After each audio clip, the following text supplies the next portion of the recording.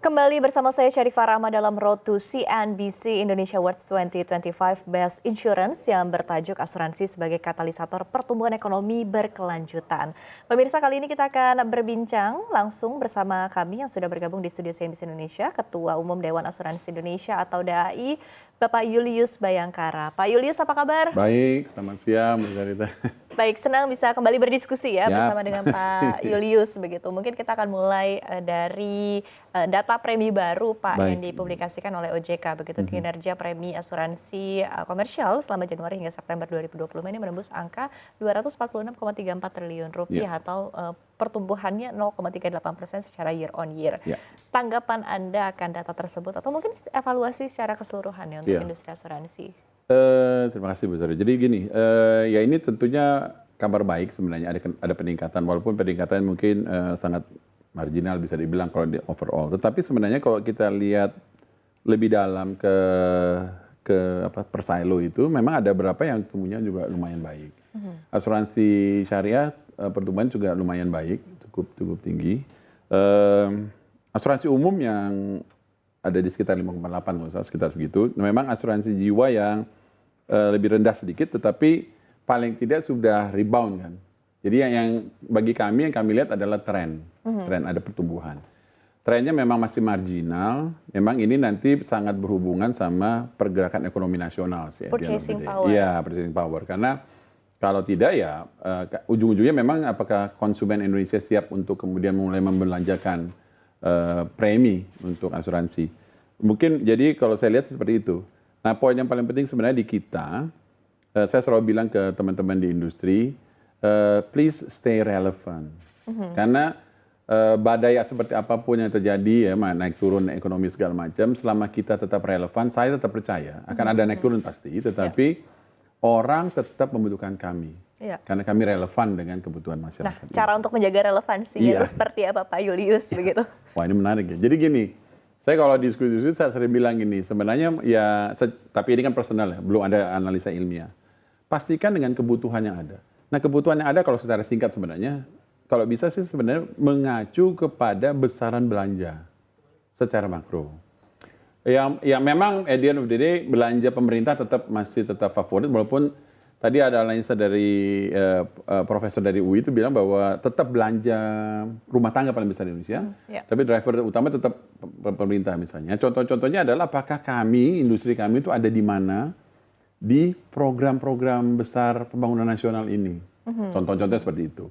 Ya, Pak Menteri Keuangan menaruh likuiditas cukup besar ke perbankan. Betul. Berarti perbankan harus segera menyalurkan dana. Nah, ada di mana kita di situ?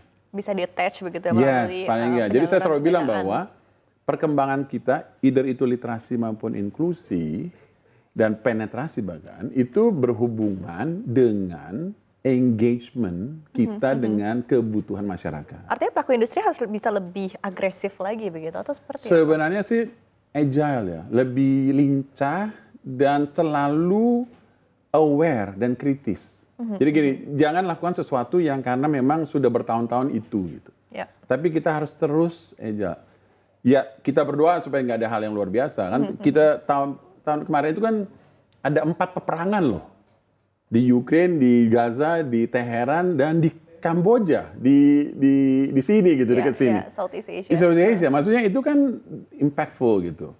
Ya amit-amit, sebenarnya nggak ada lagi peperangan berikutnya. Cuman hal-hal seperti ini kan, menurut saya kita harus sangat agile tadi, sangat lincah untuk memastikan itu.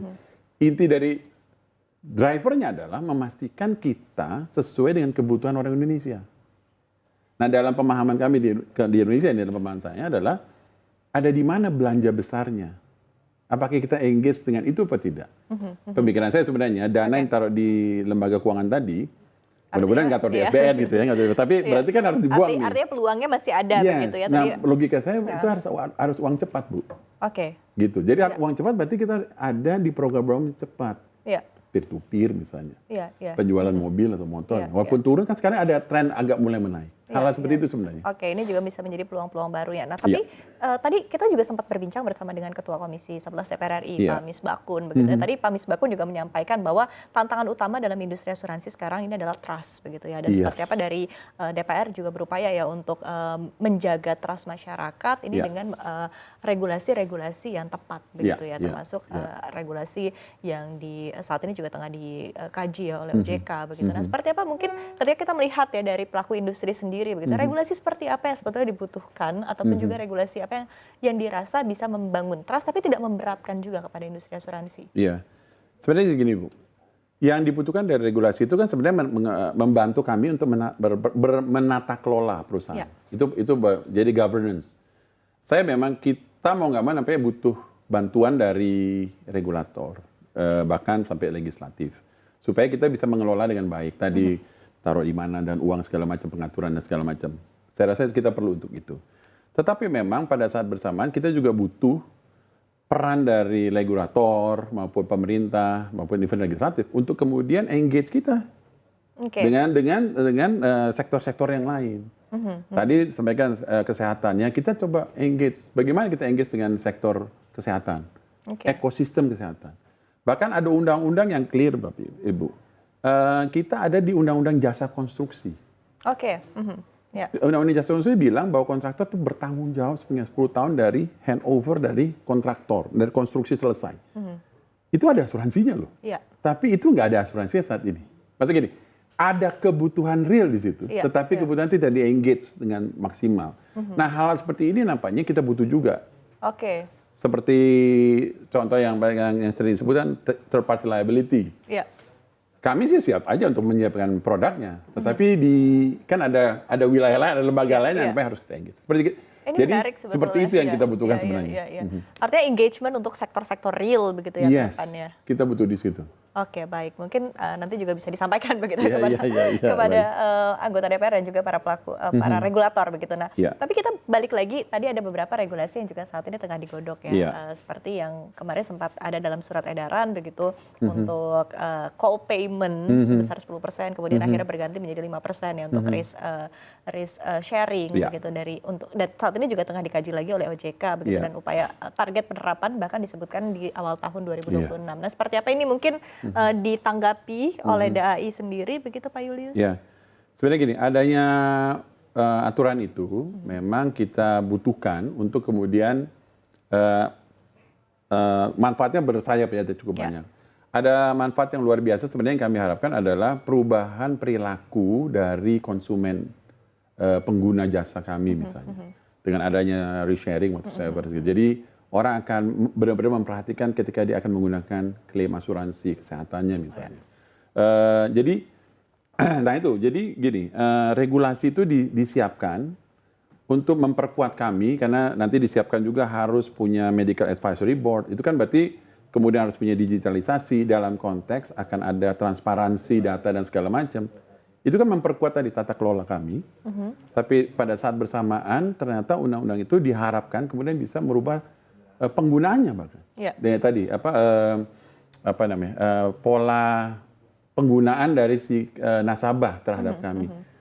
Seperti itu sebenarnya kami butuhkan. Memang harus dipastikan. Nah, ini juga regulasi itu memang harus dipastikan punya law enforcement yang juga cukup tegas dan jelas. Karena begini Bu Sari. Jadi gini, kami di Dewan Asuransi juga saat ini sedang berusaha juga untuk selalu inline dengan apa yang di OJK mau. Dan saat ini OJK sedang bangun adalah tadi confidence. Dan kami sudah mau coba bangun juga confidence. Salah satu pemikiran kami dalam membangun confidence adalah kami menciptakan industri. Dari kami sendiri menciptakan pergerakan di industri kami yang buat industri ini jadi accountable. Industri yang bertanggung jawab atas apa yang produk yang dia buat, atas apa layanan yang diberikan. Jadi accountable, beli ya bisa diklaim, begitu. Setelah belinya mudah, klaimnya juga harus punya experience yang baik. Dia bukan mudah dalam ada gampangan, tapi ya klaimnya juga harus dipersiapkan untuk punya experience klaim yang baik. Jadi kita accountable. Itu juga terlihat di literasi, Bu. Maka literasi kita lebih tinggi daripada inklusi.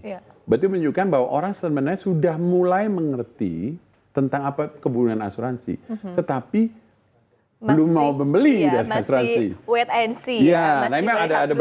berapa komponen ya, Iya. variabelnya misalnya mungkin kanalnya kurang, digitalisasi kurang sampai Iya. ke daerah, tapi bisa juga dilihat jangan-jangan yang sudah tahu juga nggak beli karena nanti klaimnya susah. Iya, atau mungkin masih timbang-timbang juga begitu dengan Yes. cash flow masing-masing Iya, dari iya, masyarakat bisa begitu begitu. ya.